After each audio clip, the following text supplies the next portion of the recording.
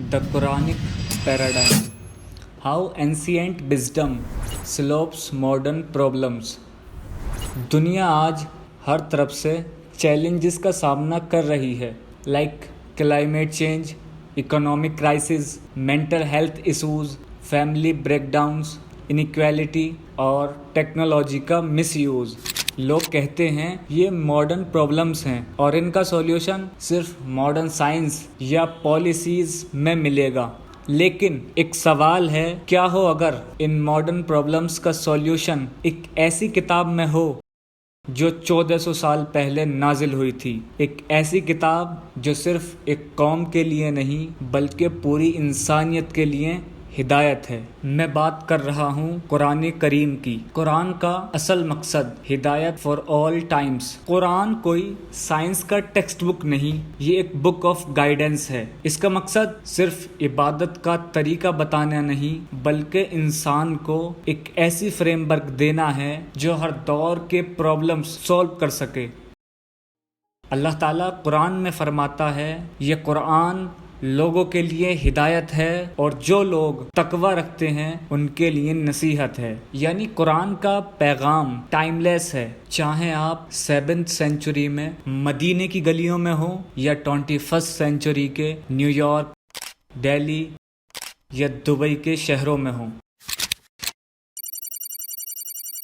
Economic inequality आज के दौर का एक बड़ा चैलेंज है. अमीर और गरीब के बीच का फासला. एक तरफ लोगों के पास इतना पैसा है कि वो चांद पर घर बनाने का सोच रहे हैं, दूसरी तरफ लोग एक वक्त का खाना अफोर्ड नहीं कर सकते. कुरान का पैराडाइम इस प्रॉब्लम के लिए क्लियर है. वेल्थ को सर्कुलेट करो, एक जगह कंसंट्रेट मत होने दो. अल्लाह ताला फरमाता है ताकि माल तुम्हारे अमीरों के दरमियान ही घूमता ना रहे. इसीलिए कुरान ज़कात, सदकात और इंटरेस्ट फ्री ट्रांजैक्शंस का सिस्टम देता है. ये सिर्फ स्पिरिचुअल एक्ट नहीं बल्कि एक इकोनॉमिक पॉलिसी है जो इनइक्वालिटी को नेचुरली रिड्यूस करती है. अल्लामा इकबाल का ये शेर, तकदीर के काजी का ये फतवा है अज़ल से, है जुर्म ज़ईफ़ी की सज़ा मर्ग मुफाजात. अल्लामा इकबाल कहते हैं ये जो ज़ईफ़ी है यानी गरीबी सिर्फ एक इकोनॉमिक इशू नहीं है, ये इंसान की डिग्निटी का मसला है. कुरान का सिस्टम इस डिग्निटी को बचाता है. Mental health crisis. आज लोग डिप्रेशन, एंजाइटी, स्ट्रेस में डूब गए हैं. सोशल मीडिया ने कंपैरिजन का जहर हर दिल में डाल दिया है. कुरान का पैराडाइम कहता है सुकून दिल के अंदर होता है, चीज़ों में नहीं. अल्लाह फरमाता है बेशक अल्लाह के जिक्र में दिलों का सुकून है. ये आयत एक साइकोलॉजिकल ट्रुथ है. जब इंसान अपनी आइडेंटिटी, पर्पस और पीस एक ऐसी पावर से कांटेक्ट करता है जो अनचेंजेबल है, जो एब्सोल्यूट है, तब एक्सटर्नल चेंजेस उसके अंदर स्ट्रॉन्ग नहीं ला पाते.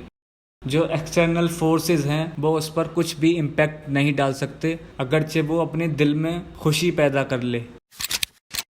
Family breakdown. आज के दौर में फैमिलीज टूट रही हैं. इंडिविजुअलिज्म इतना स्ट्रॉन्ग हो गया कि लोग अपने पेरेंट्स, बच्चों और स्पाउसेस से डिस्कनेक्ट हो रहे हैं. स्पाउसेस यहाँ पर हस्बैंड या वाइफ हो सकता है. कुरान का पैराडाइम फैमिली को एक सेक्रेड इंस्टीट्यूशन के तौर पर प्रोटेक्ट करता है. अल्लाह फरमाता है और माँ बाप के साथ एहसान करो. यानी फैमिली सिर्फ एक सोशल अरेंजमेंट नहीं, ये एक मॉरल रिस्पॉन्सिबिलिटी है और निकाह को एक मजबूत कॉन्ट्रैक्ट कहा गया है. अल्लामा इकबाल इस पर भी कुछ अशार लिखते हैं. वो कहते हैं वजूद ज़न से है तस्वीर कायनात में रंग, इसी के साथ से है जिंदगी का सोज़े दुरूं. ज़न का मतलब होता है औरत. एक औरत से ही इस दुनिया में रंग है. और अल्लामा इकबाल फैमिली को इंसानी सिविलाइजेशन का कोर समझते हैं और कुरान का पैराडाइम उस कोर को प्रोटेक्ट करता है.